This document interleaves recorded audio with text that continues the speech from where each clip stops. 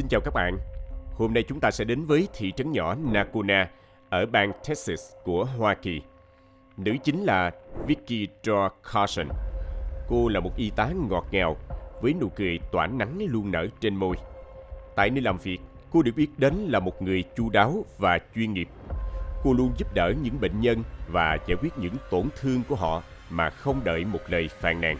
Còn đối với các cư dân của Nakuna, Vicky là cô gái lịch sự và nhẹ nhàng nhất thị trấn. Nhưng đột nhiên đến một ngày, Vicky bỗng chốc biến thành người hoàn toàn khác. Từ cô y tá được yêu mến bỗng trở thành một người phụ nữ máu lạnh, tước đoạt sinh mạng của nhiều nạn nhân. Nakuna từ trước đến giờ vẫn nổi tiếng là nơi an toàn, chưa từng có một tiền lệ nào về việc có án mạng. Vậy rốt cuộc đã có chuyện gì xảy ra với cô gái này? Điều gì đã khiến cô ấy biến chất như vậy? Các bạn đang theo dõi kênh Văn Tùng Siêu Kỳ Án và mình là Hoài Bảo. Nếu các bạn yêu thích phá án và những câu chuyện trinh thám hấp dẫn, hãy để lại một like và một subscribe để ủng hộ cho Văn Tùng Siêu Kỳ Án. Còn bây giờ, mời các bạn theo dõi vụ án hôm nay.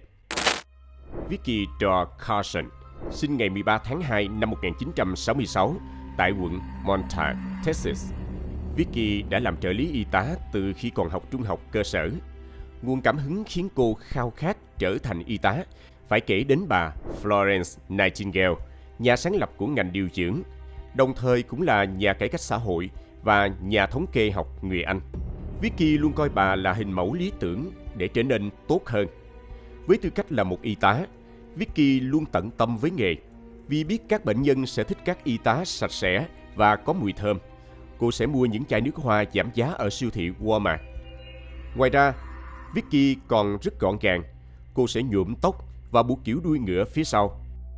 Các cấp trên và nhân viên trong bệnh viện cũng luôn yêu quý và hoan nghênh cô, vì Vicky luôn nhiệt tình với các bệnh nhân và đồng nghiệp của mình. Mặc dù rất thành công trong sự nghiệp, nhưng đời sống cá nhân của Vicky lại khá phức tạp. Cô được ví như đóa hoa tường vi trong thị trấn, mặc dù rất đẹp nhưng ít được mọi người chú ý đến.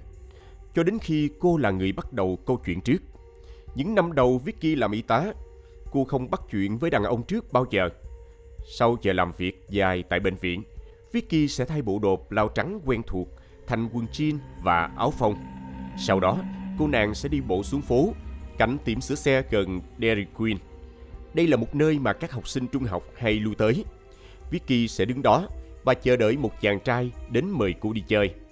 Một trong những người thân của nạn nhân sau này là Nicole Atterbury. Anh kể đã nhìn thấy Vicky đứng gần nơi sửa xe, trong bộ quần áo thoải mái cho cuối tuần. Và rõ ràng cô đang đợi một người bạn đời nhưng có vẻ không thành công. Nhưng Vicky vẫn luôn cố gắng, cho đến một ngày, may mắn cũng mỉm cười với cô. Vào một buổi chiều đẹp trời, Johnny McLachlan, hơn Vicky 5 tuổi, đã tiến đến và ngỏ lời mời. Anh chàng tỏ ra nhiệt tình và khen Vicky dễ thương trước sự vui vẻ của cô. Sau đó, anh còn thuyết phục cha mẹ Vicky rằng cả hai là tình yêu đích thực của cuộc đời nhau. Mặc dù đây có thể chỉ là tình cảm thoáng qua, mặn nồng trong chốc lát giống như chuồn chuồn lướt nước, nhưng cặp đôi đã nhanh chóng kết hôn và chưa kịp để tình yêu thăng hoa thì họ đã chia tay chỉ một năm sau đó. Giống như bình yên trước cơn bão, sau cuộc hôn nhân chóng vánh, cuộc sống của Vicky cũng bắt đầu xuống dốc từ thời điểm này. Có thể nhiều người đã nghĩ Vicky vì cú sốc này mà biến thành kẻ sát nhân. Nhưng thực tế không phải như vậy. Đây có lẽ chỉ là chất xúc tác mà thôi. Vì tính cách một người được hình thành chủ yếu nhờ các yếu tố tự nhiên. Giống như câu nói, cha mẹ sinh con, trời sinh tính. Tính cách là sẵn có trong mỗi con người. Chỉ khi có thêm chất xúc tác bên ngoài như môi trường sinh sống tác động mới khiến nó bộc lộ. Những người bị rối loạn nhân cách thường sẽ không thể hiện gì, vẫn vui vẻ ngày qua ngày. Họ kìm nén bên trong cho đến một ngày không che giấu được nữa. Mọi thứ sẽ bộc phát một cách đáng sợ, không những gây tổn thương cho bản thân mà còn gây tổn hại đến người khác. Và có lẽ Vicky là một ví dụ điển hình. Thời thơ ấu của Vicky cũng giống như bao đứa trẻ khác. Gia đình chuyển từ Indiana đến Nakuna do anh trai cô mắc bệnh hen suyễn. Gia đình phải chuyển đến nơi có khí hậu khô ráo hơn để giúp anh trai cô có thể sống dễ chịu hơn với bệnh tật. Cả gia đình sống trong một căn nhà nhỏ tại phía đông của Nakuna. Cha cô làm thợ cơ khí tự do, còn mẹ cô làm đầu bếp theo ca tại viện dưỡng lão Nacona. Mặc dù gia đình khá khó khăn, nhưng tương đối hạnh phúc. Ngoài vấn đề tài chính ra thì gia đình không có bất kỳ vấn đề nào khác. Nhưng đối với Vicky lại khác. Cô chưa bao giờ mong muốn một cuộc sống trong căn nhà nhỏ. Cô nàng luôn muốn được người khác chú ý và đề cao. Vicky muốn nổi tiếng và được mọi người đàn ông trong Nacona để ý đến. Nhưng kế hoạch gây ấn tượng bằng ngoại hình của cô gặp thất bại. Chính vì thế, cô nàng đã chuyển hướng trở thành một người có tính cách tốt. Cô đã xây dựng hình tượng một cô gái tốt bụng, ngọt ngào, chu đáo. Vicky nhanh chóng tìm được công việc đầu tiên tại phòng giặt là trong viện dưỡng lão. Cô nàng sẵn sàng đóng góp thu nhập của mình để hỗ trợ tài chính cho gia đình. Ngoài ra, Vicky còn làm thêm sau giờ học để trang trải cuộc sống. Vào năm cuối trung học, cô đã được thăng chức trở thành trợ lý y tá tại viện dưỡng lão Nacona. Từ đây, cũng mở ra một chương mới cuộc đời cô với một nhân cách tươi mới, lạc quan và được mọi người yêu mến. Vì cô đã làm việc một cách tận tâm nhất. Công việc của Vicky là dọn giường cho các bệnh nhân và vệ sinh cá nhân cho từng người. Cô cũng sẽ chăm sóc những người không có khả năng di chuyển và giúp họ cử động để tránh tình trạng cơ thể bị hoại tử khi nằm quá lâu. Các bệnh nhân ở đây hầu hết đều đã cao tuổi và mắc chứng mất trí nhớ hoặc một vài bệnh khác. Họ còn khá tiêu cực như cào cấu các y tá, đôi khi còn nhổ nước miếng vào mặt họ. Những điều này sẽ khiến cho các y tá làm việc tại đây rất áp lực, dễ biến họ trở nên cáu kỉnh. Đôi khi có người sẽ để bụng và trả thù. Nhiều người sẽ nói xấu khi ngồi tụ tập với nhau, nhưng Vicky lại như một thiên thần. Cô luôn vui vẻ và rạng rỡ khi làm việc. Cũng chưa bao giờ thốt ra một câu xúc phạm hay khó nghe nào về bệnh nhân. Mọi người ở đây coi cô như một nàng tiên giáng thế. Thế nhưng, mọi người chỉ biết đến và đánh giá cao cô trên phương diện công việc. Vicky không quá nổi tiếng với cánh đàn ông tại đây cho lắm. Cô cũng thường bị từ chối và phớt lờ. Tuy nhiên, không vì vậy mà cô lơ là công việc. Vicky làm việc một cách tận tâm, không đơn giản chỉ làm việc để được nhận lương, mà cô chân thành với từng công việc mình đang làm. Vicky giống như vị cứu tinh với những bệnh nhân cô đơn tại đây. Cô lắng nghe những câu chuyện buồn và an ủi họ. Vicky cũng rất tự hào về sự nghiệp của bản thân. Cô rất nhanh chóng trở thành y tá giỏi nhất Nacona. Mặc dù sự nghiệp thăng hoa, nhưng đường tình duyên của cô lại lận đận vô cùng. Sau khi ly hôn với Johnny vào tháng 5 năm 1984, Vicky chuyển về sống cùng cha mẹ của mình và thuận lợi tốt nghiệp trung học. Sau đó cô tiếp tục hoàn thành công việc tại viện dưỡng lão và mong muốn trở thành một y tá được cấp phép dạy nghề. Nhưng trong vòng 6 tháng sau khi tốt nghiệp, Vicky có thai với người đàn ông tên Leroy Carson. Anh ta là một người bán hàng tự do về cơ khí. Sau đó, Vicky tiếp tục làm việc tại viện dưỡng lão và để dành tiền cho việc đăng ký vào trường cao đẳng gần đó. Sau khi sinh con trai Curtin đầu lòng, ngay sau đó, Vicky lại mang thai lần thứ hai và sinh con gái Jennifer vào năm 1986. Một năm sau, cô quay trở lại với công việc y tá của mình tại bệnh viện đa khoa Nacona. Trong khi đó, Leroy lại không quá bận tâm đến gia đình, còn Vicky phải lo từ A đến Z. Cô hết dọn dẹp nhà cửa, làm việc ca đêm tại viện dưỡng lão, rồi ban ngày đi học. Còn những đứa con của họ thì sống cùng ông bà ngoại ngay phía bên kia đường. Điều này đã cho thấy Leroy chưa sẵn sàng cho vị trí làm chồng và làm cha trong gia đình của mình.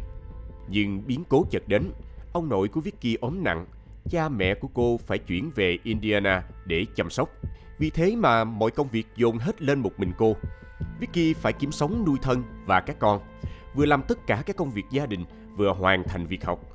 Còn Leroy thì vẫn bình thản, như thể những việc trong gia đình này không liên quan đến anh ta. Vicky cố gắng nhắm mắt làm ngơ trước sự thờ ơ của chồng, chỉ mong gia đình được yên ấm. Trong một bài báo trên cuốn tạp chí True Story, Vicky đã chia sẻ về mẫu đàn ông lý tưởng của mình là một người đàn ông tinh tế. Cô cũng ước mơ có một ngôi nhà xinh xắn với tường rào gỗ trắng bao quanh. Khi làm việc tại viện dưỡng lão, Vicky cũng kể cho những bệnh nhân ở đây nghe về niềm ước ao của cô, nên cô luôn cố gắng cho mơ ước của mình thành hiện thực. Thế nhưng, những nỗ lực của cô để cải thiện mối quan hệ với Leroy đều thất bại. Sau một lần làm tóc, trang điểm và mặc chiếc áo khoác vàng nổi bật với hy vọng gây ấn tượng, Vicky chỉ nhận lại sự phũ phàng từ chồng. Anh ta nói thẳng rằng nếu không vì con cái, anh sẽ không bao giờ cưới cô. Sau đó là những chuỗi ngày cãi nhau và xung đột gia đình dai dẳng. Vicky còn thỉnh thoảng động tay động chân với những đứa con để giải tỏa tâm trạng sau khi cãi nhau với chồng. Cho đến năm 1994, Leroy dọn khỏi ngôi nhà. Cuộc sống gia đình của Vicky chính thức tan vỡ. Giấc mơ về ngôi nhà xinh xắn yên bình của cô cũng sụp đổ. Nhưng hy vọng hạnh phúc trong cô chưa bao giờ tắt. Việc làm hài lòng mọi người và mong muốn được người khác giới chấp nhận giống như một thói quen khó bỏ. Cô khao khát có một người đàn ông bên cạnh để khiến cuộc sống hoàn hảo. Để làm được điều này, Vicky đã cố gắng giảm cân. Không điều gì có thể ngăn cản cô tìm kiếm hạnh phúc của mình. Nhưng vấn đề lại là ở những người đàn ông tại Nacona. Họ chưa bao giờ chú ý đến sự hiện diện của cô. Sau khi độc thân, Vicky trở lại lối sống như thời trung học, mặc trang phục táo bạo và xuất hiện tại những đêm nhạc đồng quê hay các con phố đông đúc để tìm kiếm sự chú ý. Tuy nhiên, thay vì đạt được điều mình muốn, cô dường như ngày càng trở nên lạc lõng. Một trong những nạn nhân của Vicky, Lisa Pelkey, từng kể lại rằng cô ấy không có ký ức gì về Vicky. Khi được phỏng vấn về việc có nhận ra Vicky tại bệnh viện hay không, Lisa đã bật khóc vì không nhớ. Có lẽ vì nạn nhân là cô gái luôn được chào đón, cô có thể có bất kỳ chàng trai nào cô muốn, nên Vicky đã nhắm vào cô chỉ vì ghen tị và muốn được như cô ấy. Hoặc cũng có thể vì người đàn ông Vicky muốn lại thích người phụ nữ khác. Nhưng lý do thực sự đằng sau cuộc tấn công vẫn là một bí ẩn cho đến tận ngày nay. Khi đó, Vicky vẫn miệt mài với công cuộc tìm kiếm bạn đời. Cô thường diện những bộ trang phục bắt mắt, cùng bạn bè đến các họp đêm. Nhưng dù cố gắng, Vicky vẫn không được chú ý. Không ai mời cô khiêu vũ hay thậm chí đề nghị mua đồ uống. Mọi ánh nhìn đều hướng về những cô gái trẻ trung và quyến rũ như Lisa. Vicky chỉ có thể lặng lẽ ngồi quan sát, lòng đầy tủi thân. Cuối cùng, để kết thúc cuộc săn của mình, Vicky đành phải tự ra tay. Một buổi tối tháng 5 năm 1997, Vicky đã quyết định trực tiếp tán tỉnh người tiếp theo bước vào quán và mời anh ta khiêu vũ với mình. Người đàn ông này là Kurt Jackson. Anh ta 31 tuổi và cũng đang làm trợ lý tại bệnh viện đa khoa Nacona. Jackie vui mừng nói đây giống như định mệnh. Cả hai sau đó cùng uống rượu và say sưa nhảy theo điệu nhạc của bài God Bruce. Cặp đôi đã yêu cuồng nhiệt và kết hôn chỉ sau 2 tháng. Có lẽ đây lại là một quyết định bồng bột và sai lầm của Vicky, mà sau này cô sẽ phải hối hận. Vào ngày 4 tháng 7 năm 1997, Vicky và Kurt nói lời thề nguyện tại một công viên công cộng gần hồ Nacona. Câu chuyện lãng mạn của cô như đang trở thành hiện thực.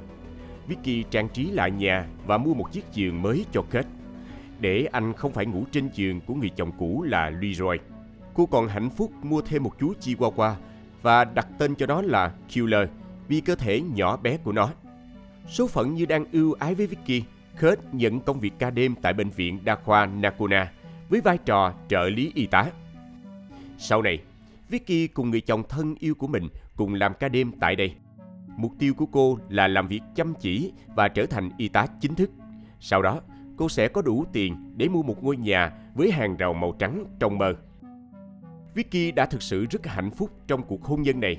Cô rất chỉnh chu chăm sóc bản thân khi luôn làm tóc và trang điểm xinh đẹp, cũng như làm việc chăm chỉ cho gia đình.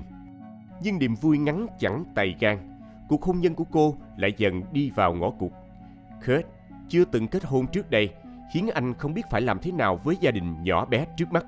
Anh vẫn chưa sẵn sàng từ bỏ cuộc sống độc thân hoàng kim của mình. Cho dù Vicky cầu xin Kurt dừng việc uống rượu và tiệc tùng ở nhà lại vì bọn trẻ sẽ khó ngủ, nhưng anh vẫn vui chơi cho đến khi những đứa con của cô chán ngấy và rời đi đến sống với cha của chúng là Leroy. Vicky đã mất 2 đứa con của mình. Không những thế, cô còn mất tiền vào tay người chồng cũ. Anh ta yêu cầu cô hỗ trợ tài chính để nuôi những đứa trẻ. Sau đó, theo lệnh của tòa án, Vicky đã phải đưa tiền chu cấp cho chồng cũ. Số phận như treo ngươi cô, trong khi gánh nặng đổ thêm lên vai Vicky, Kurt lại bày trò tán tỉnh ngoại tình với những y tá xinh đẹp khác. Trong tình huống tồi tệ này, Vicky đã rơi vào trầm cảm. Cô đã phải nhờ vào sự can thiệp của bác sĩ để chăm sóc tình trạng sức khỏe tinh thần của mình. Vicky cố gắng hết sức để ổn định cuộc sống và công việc. cô thường xuyên đến gặp cố vấn tâm lý ở thị trấn Bowie gần đó. Đôi khi Vicky sẽ mặc cả áo blouse để gặp chuyên gia vì cô sợ có thể cuộc tư vấn kéo dài lâu sẽ đến bệnh viện muộn. Theo như lời của chuyên gia tâm lý, Vicky bị trầm cảm nặng. Cô cảm giác bị bỏ rơi và không được yêu thương. Nhưng trái với tác dụng là xoa dịu sau mỗi lần tư vấn, nỗi đau của Vicky ngày càng tăng thêm. Thế nhưng, chuyên gia tư vấn không cảm nhận được tình trạng của cô ngày càng nghiêm trọng, mà chỉ nghĩ Vicky cũng giống như những người vợ khác ngoài kia bị mắc kẹt với người chồng tệ hại. Thế nhưng, với Vicky lại không đơn giản như vậy. Đây chính là điềm báo cho những tội lỗi của cô. Vicky đang mất dần sự bình tĩnh vốn có. Cô cũng bắt đầu không giấu được khao khát báo thù. Đằng sau nụ cười rạng rỡ mỗi ngày, người con gái Jennifer cũng cảm thấy người mẹ có gì đó không đúng. Bà thường ngồi hàng giờ bên ngoài ngôi nhà và nhìn vào vô định. Một số khoảnh khắc khác thì bà nấu ăn, nhưng tâm trí lại cách xa hàng nghìn cây số. Một ngày nọ, Vicky đã đá con Chihuahua bay sang thế giới bên kia.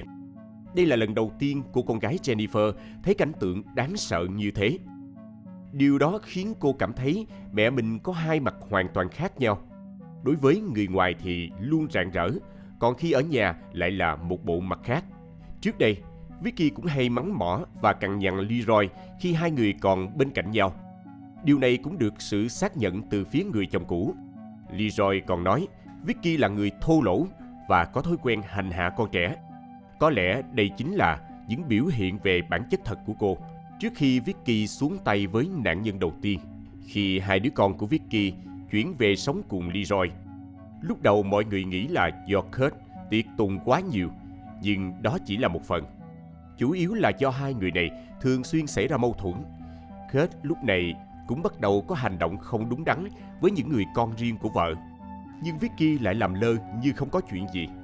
Mọi việc có lẽ sẽ vẫn tiếp diễn như thế cho đến một ngày, Jennifer bắt đầu thay đổi cái nhìn về người mẹ của mình. Vicky biết mình bị rối loạn lưỡng cực, có thể gây hại đến những người khác bất cứ lúc nào. Cô ta còn không ngần ngại nói sẽ xuống tay với chính con gái mình nhiều lần, khiến Jennifer sợ hãi, nên cô bé cũng giảm dần những lần về thăm mẹ. Mỗi lần đến thăm, cô luôn phải để một chiếc gậy bóng chày dưới giường để đảm bảo an toàn trước những ý đồ xấu xa của mẹ mình. Ngoài ra, Vicky còn từng bị sảy thai khi cãi vã với Kurt. Có lẽ đây là một năm quá khó khăn với Vicky, khiến tinh thần cô ta không còn ổn định. Vicky bị mất quyền nuôi hai đứa con vì người chồng hiện tại. Đứa con trong bụng cũng không còn vì những trận cãi vã với anh ta. Trong thời khắc khó khăn nhất của cuộc đời, Vicky lại chứng kiến người chồng tán tỉnh những người con gái khác. Cô ta giống như bị tất cả mọi người bỏ rơi, chạm đáy vực sâu cảm xúc. Có lẽ cũng từ thời điểm này, cô ta bắt đầu ghét tất cả mọi người vì hôn nhân thất bại, gia đình tan vỡ. Vicky luôn là người khao khát hạnh phúc, nhưng hy vọng của cô ta bị dập tắt hết lần này đến lần khác. Gương mặt hạnh phúc của cô y tá cũng bắt đầu mất dần. Cảm giác ghen tị với những người có cuộc sống tốt hơn mình ngày càng tăng. Sự ghen ghét đạt đến đỉnh điểm khi cô ta đã xuống tay với chính bệnh nhân của mình, bà Donna Jennings. Đó là một người phụ nữ 100 tuổi trong gia đình mẫu hệ tiên phong của Nakuna. Nhưng vì bà này là người khó tính, hay nổi cơn thịnh nộ và xúc phạm các y tá chỉ vì những điều nhỏ nhặt, bà còn nhổ nước miếng vào mặt họ khi mọi thứ không được như ý muốn. Nếu là Vicky trước đây thì cô vẫn sẽ tận tâm mà phục vụ, nhưng lần này cô đã biến thành tử thần. Vào ngày 11 tháng 12 năm 2000, Vicky đổ đầy chất độc clorua vào ống tim và tiến vào phòng bà Donna. Vicky đã dùng mivacurium chlorua, hay còn gọi là mivacron, được dùng để làm tê liệt hệ hô hấp của bệnh nhân, thuận tiện cho việc đưa ống oxy vào khí quản. Bình thường sau khi bác sĩ hoàn thành xong việc đưa oxy vào khí quản, chất này cũng đã tan hết. Nhưng nếu dùng liều lượng cao mà không cung cấp oxy sẽ khiến bệnh nhân ra đi mãi mãi. Một số cuộc điều tra cho rằng Vicky đã dùng nó cho bà Donna Jennings. Thuốc chảy qua huyết quản của bà khiến người phụ nữ lớn tuổi khó thở chỉ trong vài giây. Mặc dù bà rất muốn kêu cứu, nhưng âm thanh bị tắc nghẽn khiến tiếng thoát ra ngoài rất bé. Vì nó quá nhỏ khiến các y tá trực đêm cũng không nghe thấy. Sau đó, Donna đã ngạt thở mà qua đời. Mặc dù dấu hiệu sinh tồn của bà là bình thường trong lần kiểm tra một tiếng trước đó.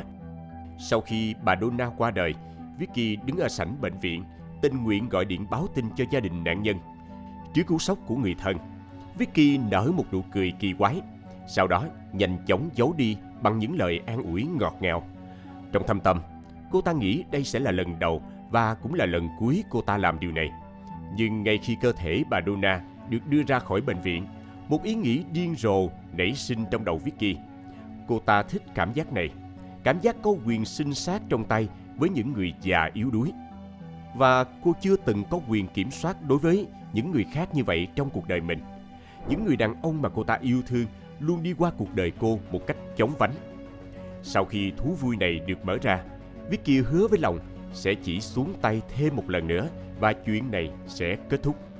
Nhưng quyền lực giống như chất gây nghiện, Vicky đã ngày càng tiến sâu khiến cô ta không thoát ra được cho đến khi bị cảnh sát bắt.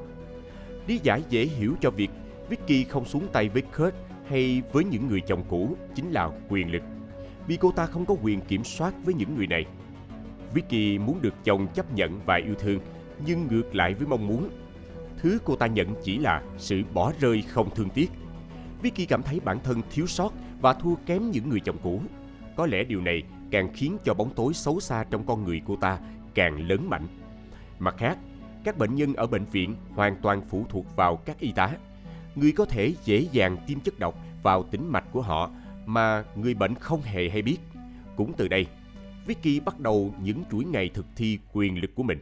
Nạn nhân thứ hai của cô ta là L.G. Hudson, 87 tuổi. Ông được đưa vào bệnh viện do bị gãy chân. Tại thời điểm này, Vicky đã từ bỏ hệ tư tưởng lạc quan và chấp nhận những mặt tối hèn hạ trong con người mình. Nạn nhân lần này không làm bất cứ điều gì tổn hại đến Vicky, nhưng con trai ông đã làm. Người con trai là kỹ thuật viên y tế khẩn cấp của Nacona và là mục sư bán thời gian tại nhà thờ gần đó. Anh ta hay đùa giỡn với cô ta rằng tất cả những vấn đề của Vicky sẽ được giải quyết hết khi cô được sinh ra một lần nữa. Điều này đã khiến cô ta cảm thấy bản thân thất bại và nhỏ bé. Và điều gì đến cũng đến. Ngày 21 tháng 12 năm 2000, cô ta quyết định giải quyết mâu thuẫn bằng cách tiễn ông Hudson lên đường.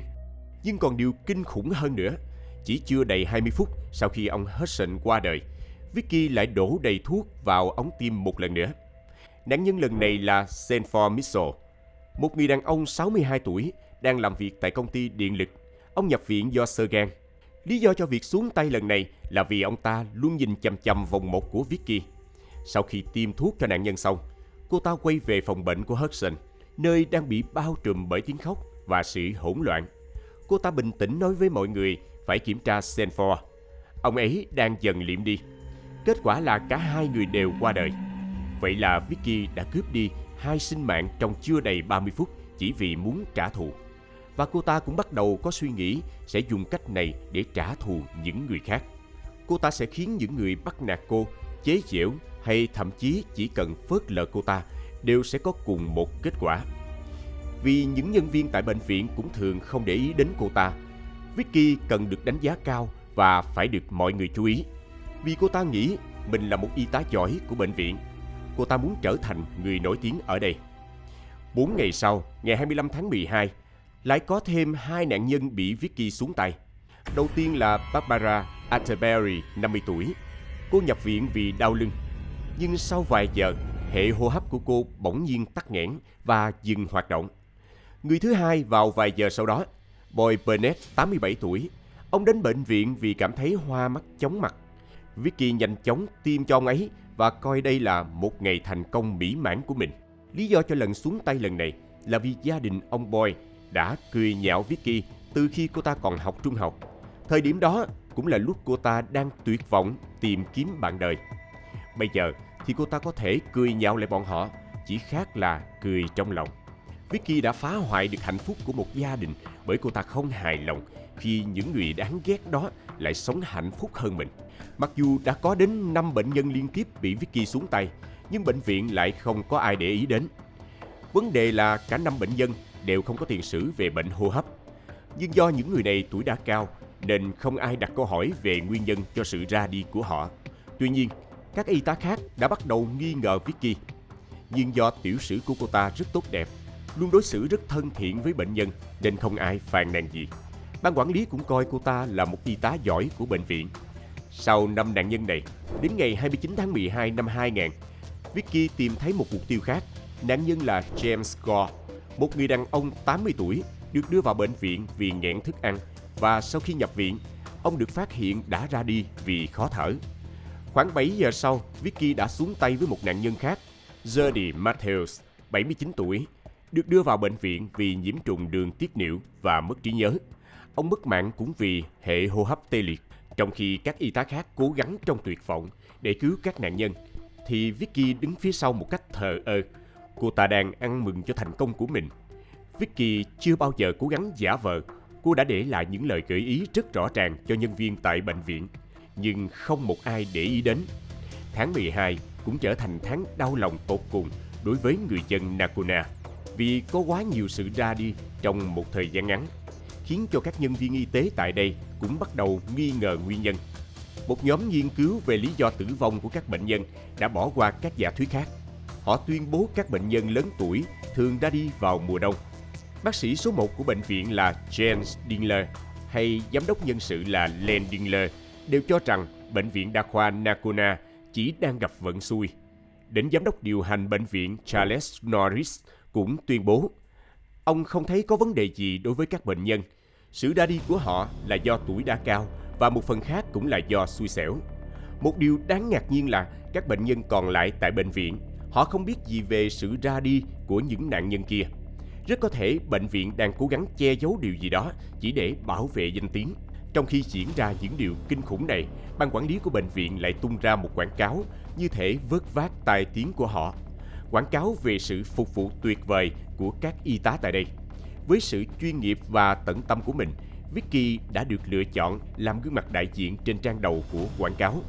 Hình ảnh cô y tá thông minh với nụ cười tươi, tóc được buộc đuôi ngựa gọn gàng phía sau khiến nhiều người ấn tượng. Thế nhưng, đến cuối tháng 12 năm 2000, Vicky đã ra tay với tổng cộng 7 bệnh nhân già yếu. Đến đầu tháng 1 năm 2001, cô ta còn táo bạo hơn. Nạn nhân lần này là Jimmy Ray Holder. Khi ông vẫn đang nằm trên giường bệnh với người vợ ngồi ngay bên cạnh, một nữ y tá đã đi vào và tiêm chất gì đó vào tĩnh mạch của ông. Và chỉ vài giây sau, ông xuất hiện triệu chứng khó thở và qua đời trong vài phút, trước khi ai đó có cơ hội cứu Jimmy khỏi tay tử thần.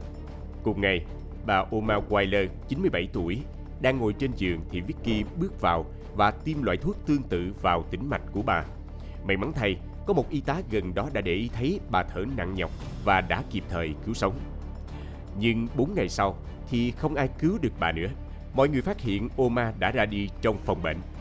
Những nghi ngờ ngày càng nhiều trong các cư dân Nakona và các y tá cũng nói về những điều này. Các nhân viên ca trực đêm tại bệnh viện còn được đặt tên là biệt đội sát thủ. Mặc dù chỉ là vui đùa, nhưng họ cũng không được thoải mái với tình huống kỳ lạ trước mắt. Có điều gì đó đang xảy ra với những người già tại đây. Nó không chỉ đơn giản là việc qua đời do sự xui xẻo. Đêm ngày 11 tháng 1 năm 2001, lại có thêm 2 người nữa qua đời. Người thứ nhất là G.J. Nicol, 82 tuổi. Ông là một thợ máy đã nghỉ hưu, được y tá phát hiện đã qua đời trong phòng. Cùng lúc đó, một y tá khác phát hiện bệnh nhân thứ hai cũng đã ra đi trên giường bệnh là John Williams. Ông là một cựu công nhân dầu mỏ, 78 tuổi, nhập viện vì vết thương ở chân.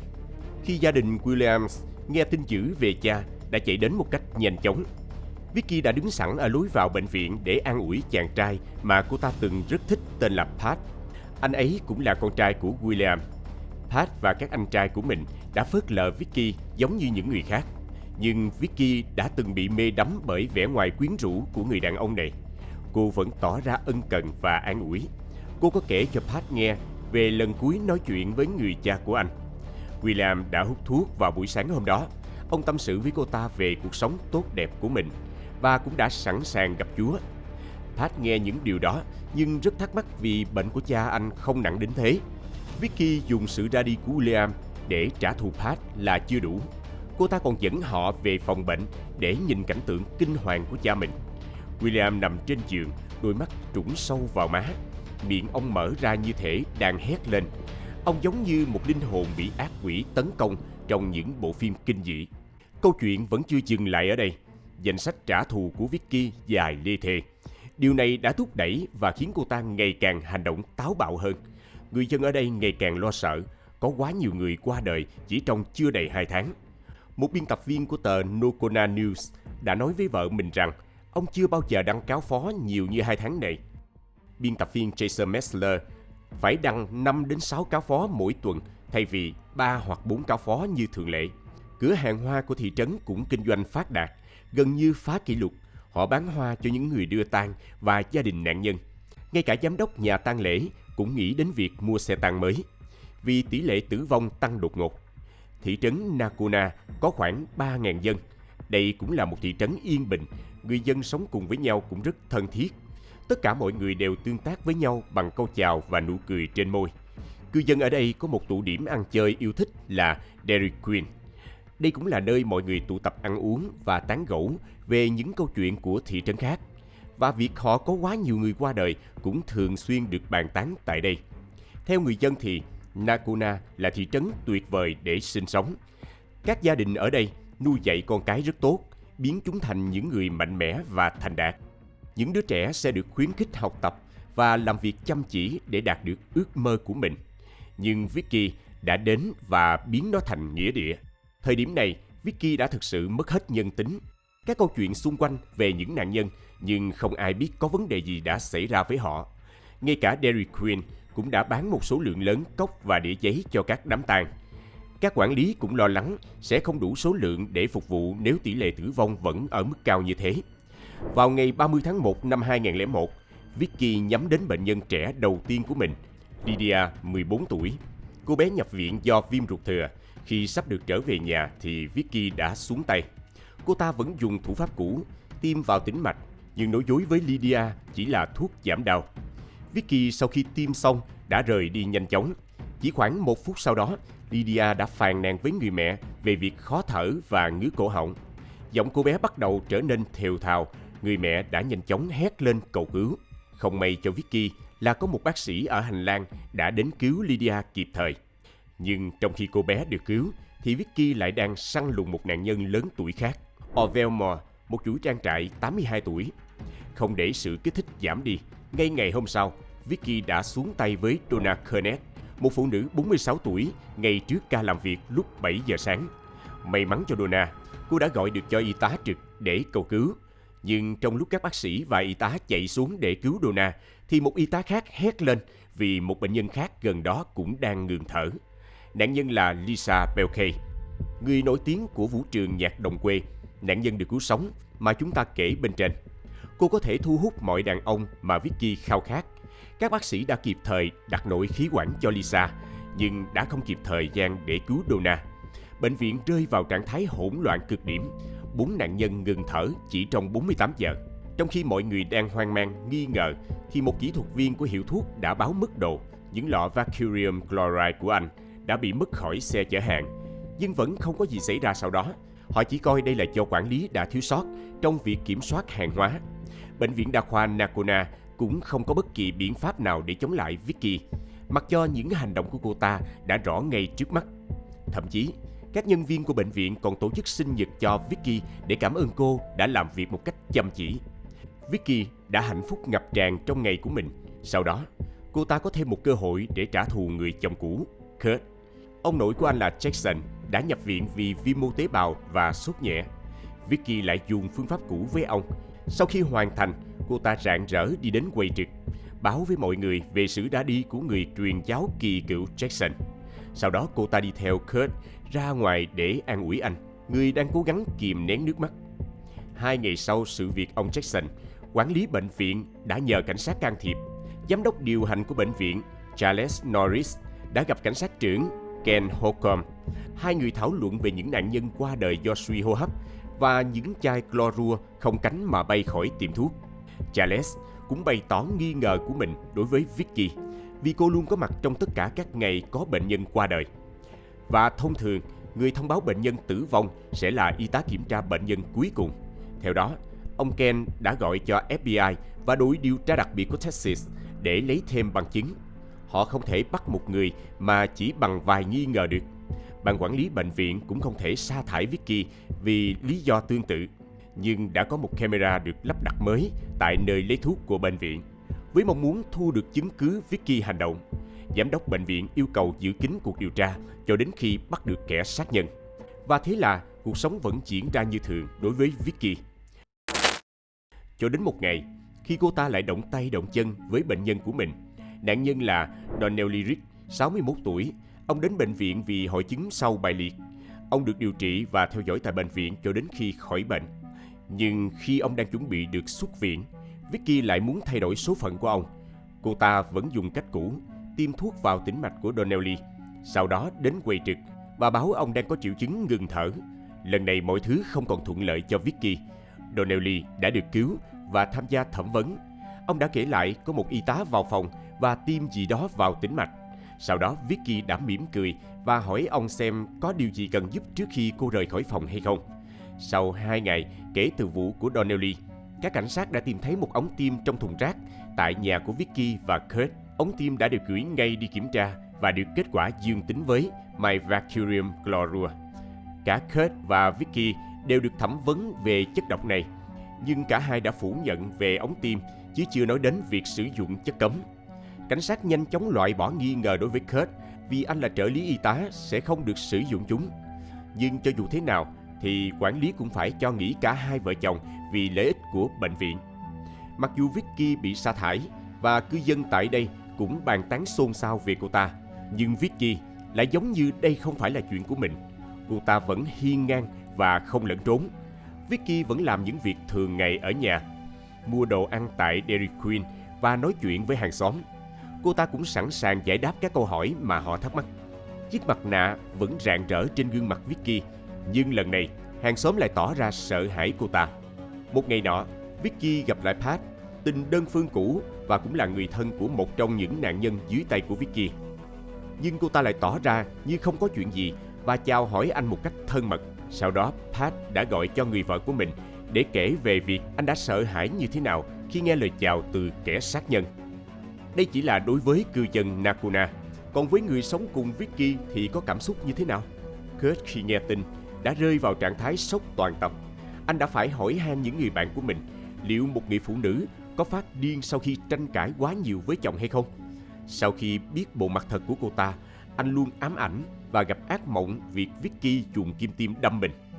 Kurt đã dọn ngay ra khỏi ngôi nhà và nói với vợ là bản thân khó ngủ. Vicky ly thân với người chồng và dành những đêm độc thân tại những hộp đêm nhạc đồng quê. Những người dân ở thị trấn và đàn ông ở hộp đêm đều tập trung sự chú ý lên cô ta. Đây là điều mà Vicky đã mong mỏi bấy lâu nay. Ngay cả những người đàn ông trong câu lạc bộ cũng mời cô ta khiêu vũ. Nhưng không phải vì Vicky xinh đẹp thu hút, mà vì họ muốn thể hiện bản lĩnh. Họ muốn khoe khoang về lòng dũng cảm của mình, dám khiêu vũ cùng một kẻ tình nghi là sát nhân hàng loạt. Bất chấp sự chú ý vì tai tiếng, Vicky vẫn tận hưởng sự nổi tiếng một cách trọn vẹn. Cô ta chưa bao giờ được hạnh phúc như thế trong cuộc đời mình. Sau một thời gian điều tra, cảnh sát đã không tìm được bằng chứng chống lại Vicky. Cô ta sau đó lại đeo chiếc mặt nạ thân thiện niềm nở và sống cuộc đời của mình.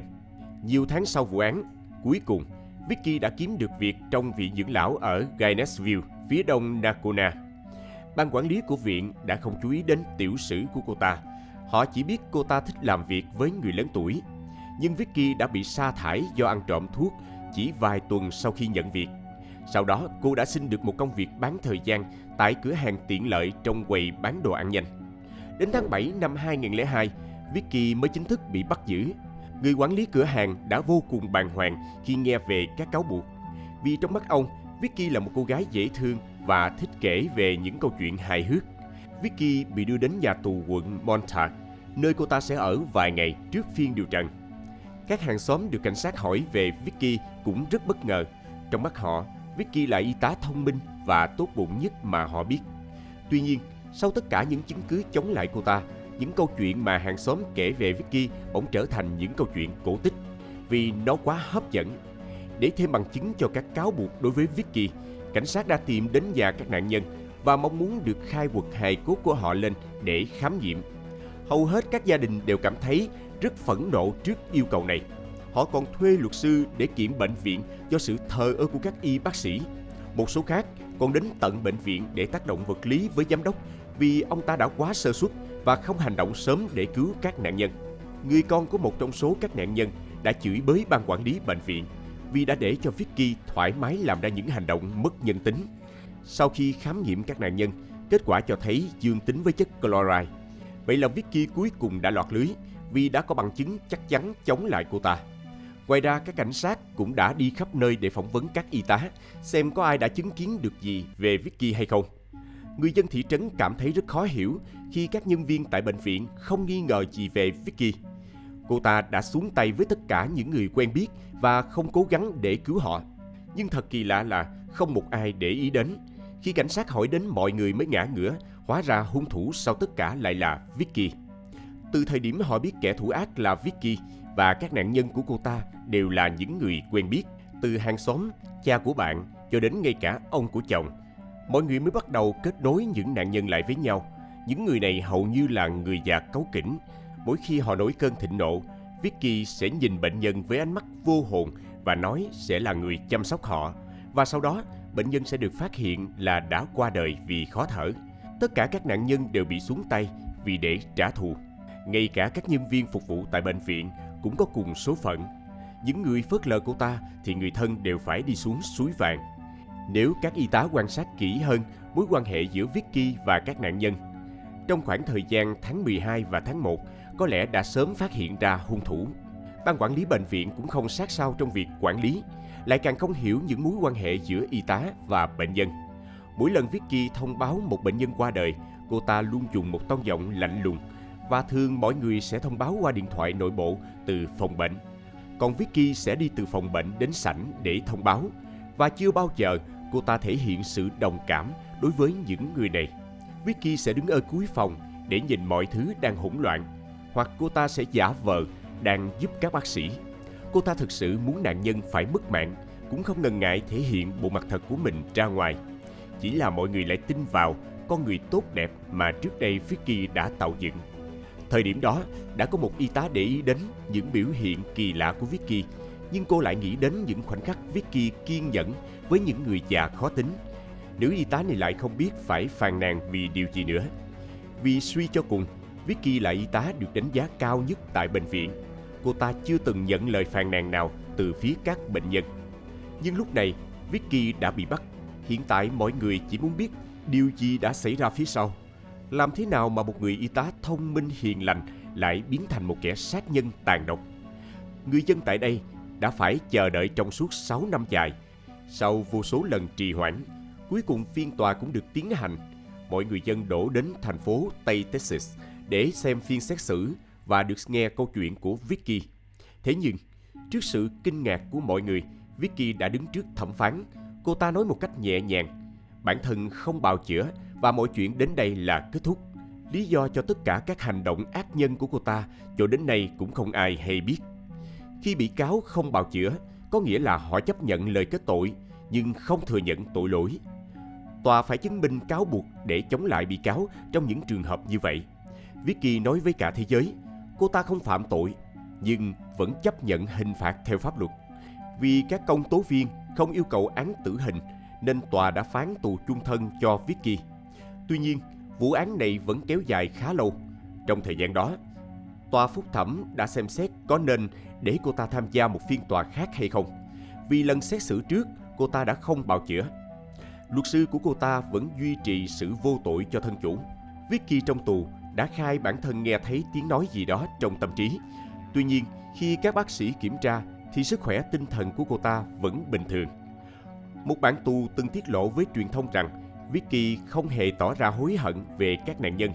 Cô ta thậm chí đã bàn bạc với người này về ý định loại bỏ cả gia đình nạn nhân nếu họ cảm thấy quá khó khăn trong việc đối diện với sự mất mát.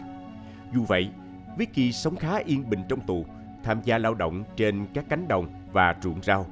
Mong muốn được làm việc trong khu bệnh xá của cô ta bị từ chối. Như thể số phận đã ngăn cản cô ta tiếp tục gây thêm tội ác.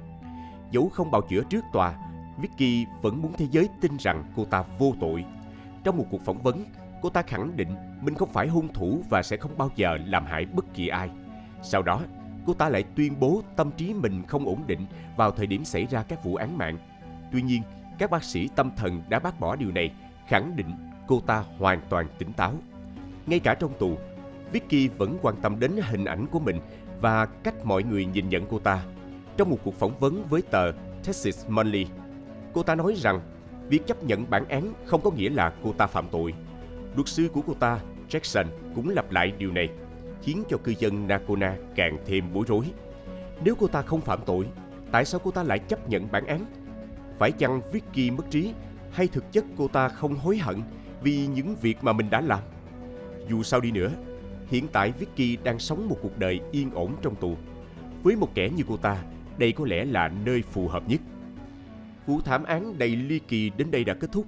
Bạn nghĩ gì về hung thủ Vicky và những hành động mất nhân tính của cô ta? Hãy để lại ý kiến ở phần bình luận bên dưới để cùng thảo luận nhé. Và trước khi rời đi, đừng quên để lại một like, một subscribe và bật chuông thông báo để tiếp tục theo dõi những vụ án hấp dẫn trên Văn Tùng Siêu Kỳ Án. Còn bây giờ, xin chào và hẹn gặp lại các bạn trong các video tiếp theo.